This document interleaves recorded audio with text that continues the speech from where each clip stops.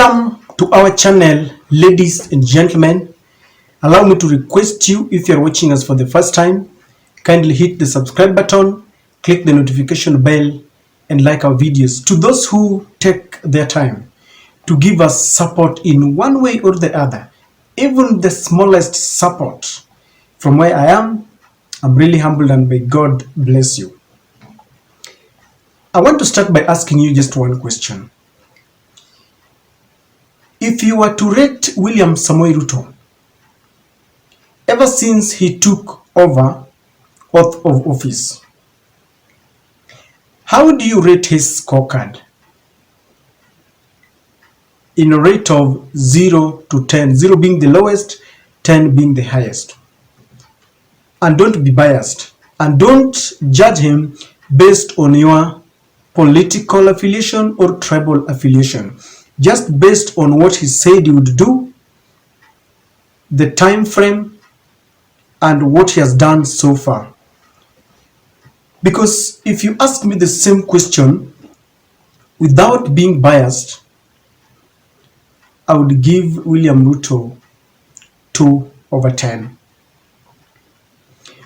2 will go to the fact that he talks tough, he gives promises after giving promises. Because when he was campaigning, there were lofty promises with what I've now called a plan. Because William Ruto used to say just how much plan he has in every situation, with every problem that was facing Kenyans. He said he had a plan. But there is one area that I want us to talk about which is really touching my heart. Security. He has failed totally on matters security. When he was the deputy president, he used to say that he was being sabotaged and that banditry was very rampant in his area because the then government, notwithstanding that he was part of it, but he was saying that he remained a bystander, he was put in the periphery, and he says that there was a lot of sabotage, and that's why his people were being killed. He had a plan for security. But even today, months after he is ascended to the highest office and he's got the instruments of power, his people are even more suffering than they were during the previous regime. But the latest information is one that is really worrying.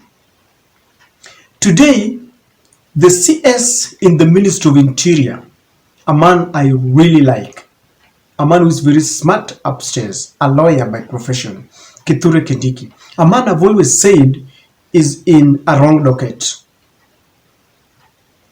All the same, he was in parliament to answer questions because in the past few days, Kenya has been bedeviled with myriad of security problems, from the police shooting innocent Kenyans to bandits ravaging innocent Kenyans to the police killing their own and then lying about it that it was people were demonstrating. So he came to parliament to answer some of these questions.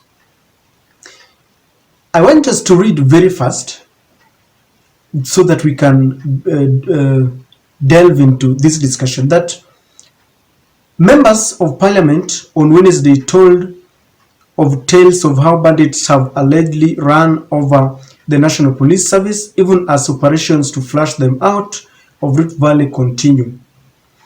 In a heated session that saw Interior Cabinet Secretary Kithure Kindiki answer questions from the angry MPs, Kenyans heard of how a general service unit, get that, a general service unit, GSU camp, was raided by bandits who stole livestock that had been rescued. It's very painful to me.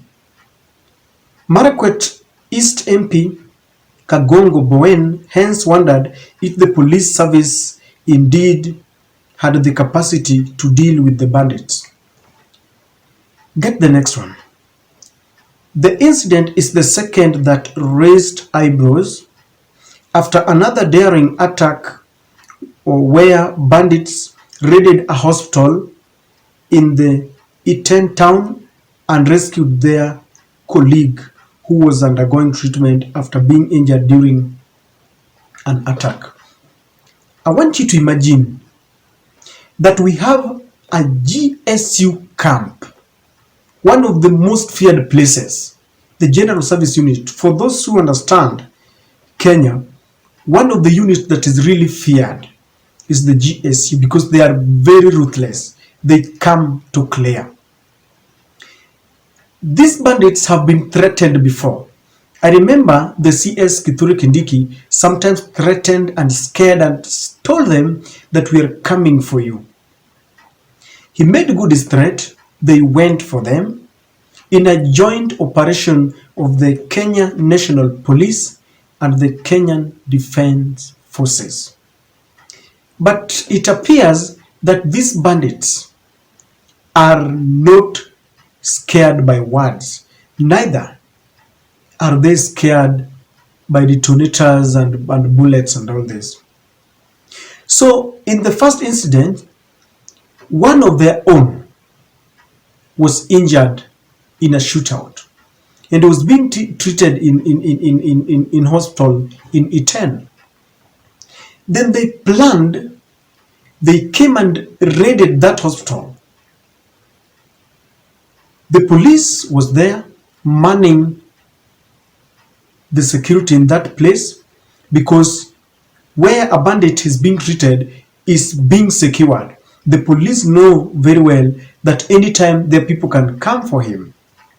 Nevertheless, they dared the police. They had the audacity to come and raid. They were not begging. I want you to imagine they came, raided, and they took away one of their own. That is the situation we are in Kenya.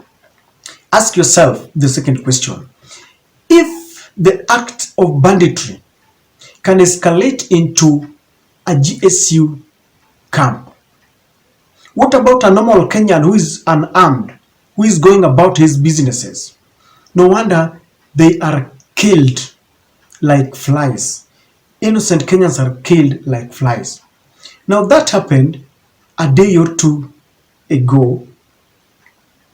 And then, as if that was not enough, there are certain cattle, that includes goats and cows and sheep, that had been stolen. And this cattle was rescued and they were taken to the safest place in another GSU camp. And then these bandits sat down, planned, and they went going into a GSU camp full of armory, machine guns and everything, knowing very well, because you can imagine a GSU camp in those banditry prone areas is fully armored, and anytime they know an attack can occur. So I want to believe they are on high alert. But these bandits came, raided this place, and took off with the cattle. Where do you think our nation is headed? And that is why I'm asking you, which area do you think William Ruto has scored? If it is the cost of living, very poor. If it is security, very poor. Where? The only thing that now remains is that the Kenya Kwanza team goes for prayers. That's the only place they have scored. This debate was so much heated because some of the members of parliament coming from the affected areas were giving telltale stories of how their people are suffering. Yet our government continues to politic. The other day, Natembea told them that sometimes this is an internal affair. Those people who are helping you to find the coordinates where these bandits are the very people who mastermind these attacks. No wonder they can come and raid a police station, a GSU camp. No wonder they can plan and raid a hospital. and take away one of their own. But it seems that the government does not listen, because Governor Natembea told them that they should be very careful of the people. This is something, and I want to believe that some of the leaders, he even told them that those cows that are stolen find their way in Nairobi. How many roadblocks do we have on the way? It tells you that this government is corrupt. That is why they can pass all the roadblocks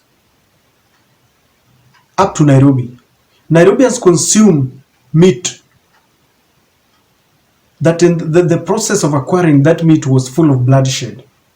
Which area has William Ruto scored? Because corruption is there leading to all this. The other thing that came out very clear is that, and I remember Governor Natembea told William Ruto very well, because Governor Natembea has been there. He dealt with Mungiki. He was the Rift Valley County Commissioner. He's been there.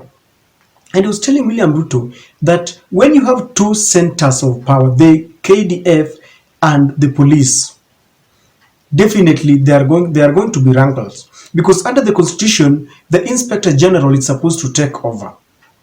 But the KDF would want to take over. This is the reality. Ask anybody.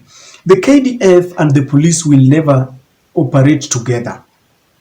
And there will be certain disquiet. Before you know it, people will be suffering. I remember when William Ruto took the KDF to that area, we analyzed and we even requested him to ensure that there is one command. The KDF, I don't think whether they will agree to be commanded by the Inspector General. They should ensure that either it is the KDF or the police, but the two cannot work together. And I'm saying this because I got this argument from Natembea and some of the KDF officers who understand I don't have military knowledge, but I'm only quoting what they said. But the government does not seem to know. For how long is Kenya going to suffer? Are Kenyans going to suffer in the hands of bandits, in the hands of robbers? Seems like something is not working. Why? The government has got misplaced priorities. They concentrate too much on the opposition. They concentrate too much on 2027. They have forgotten the hustler, the security of the hustler, food security of the hustler, physical security, and it is very bad. That is the situation we are in.